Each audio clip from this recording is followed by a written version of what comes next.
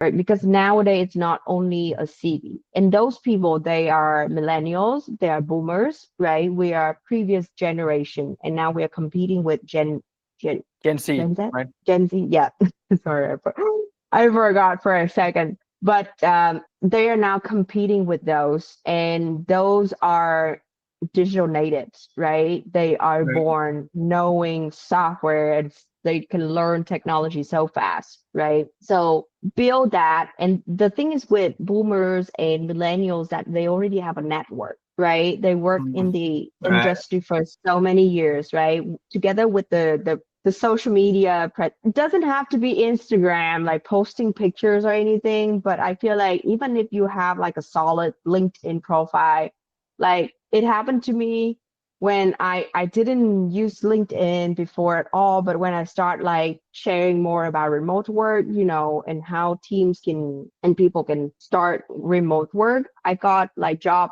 offers, right? I got like, okay, people look at it and see that, okay, this person is interesting. And even now there's always be a cultural fit interview, right? And company look for people who would fit in their like company culturally.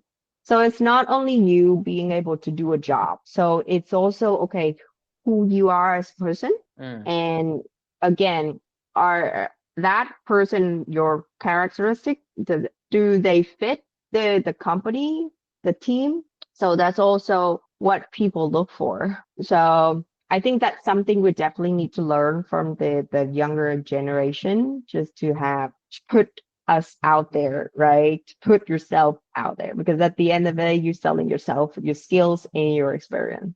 So You yeah. you mentioned something that was quite interesting, and it got me thinking right away. That the older generation, they might not have grown up with AI or programming, and they're not so comfortable with moving around the technology.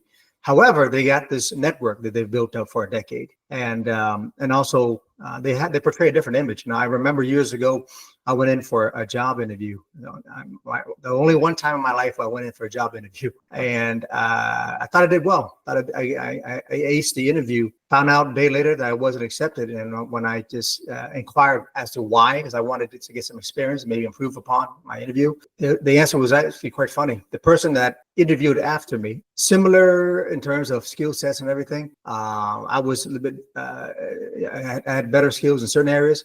But the number one reason why, and they were very honest in sharing it with me, the reason why they declined my application was the other person had a family, had children. And to them, that meant that person likely, probability wise, was going to be more dependable. And so being older, not necessarily is a disadvantage, and I know that a lot of times in the past, when I went to hire somebody or somebody came in at a previous business that I ran, I'd like people who had families, because I know they were very disciplined and needed to put money on the table and pay the rent and buy food and groceries and so forth. So I think it's important to note that there's good and bad, right? It's great if you were younger, but it's not a bad thing to be older, and you leverage what you got. If your network is strong, then tap into that network to help you get the word out. Yeah. Or tap into the network and find people who might be great at social media. They can teach you. And also stress, in a job interview that, you are a family person, because it doesn't hurt to stress that part.